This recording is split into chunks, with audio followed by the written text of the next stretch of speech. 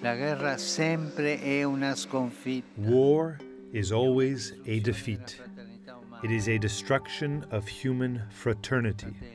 Brothers, stop. Stop. On October the 22nd, Pope Francis found strong words condemning the atrocities of war. Briefly afterwards, he called U.S. President Joe Biden to discuss various current conflicts and identify, as he said, paths to peace. Over the last year, Pope Francis has used every opportunity to speak out for peace, be it in Ukraine, in Armenia, or most recently, in the Holy Land. I am very concerned, grieved. I pray, and I am close to all those who are suffering, the hostages, the wounded, the victims, and their families.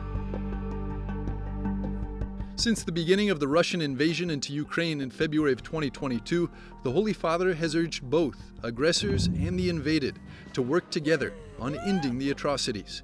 He sent the Archbishop of Bologna, Cardinal Matteo Zuppi, as his special envoy to broker peace between Moscow and Kiev.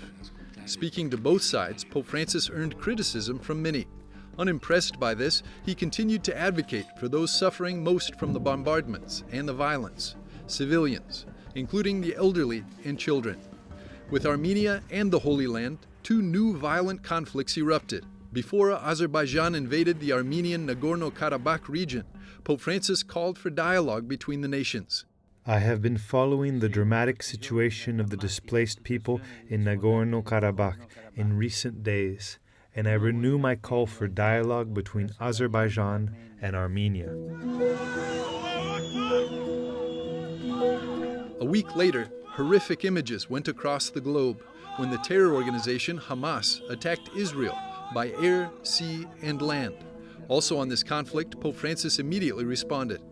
Let the attacks and weapons cease, please, because it must be understood that terrorism and war bring no solutions, but only to the death and suffering of many innocent lives. While condemning all acts of terrorism, Pope Francis insisted also in this conflict to continue dialogue.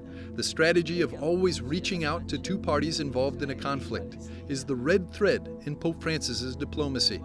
This isn't always welcomed, especially when there's a clear aggressor who started the violence. Regardless, the Holy Father continues to keep channels open with all parties in order to build bridges between opposing forces.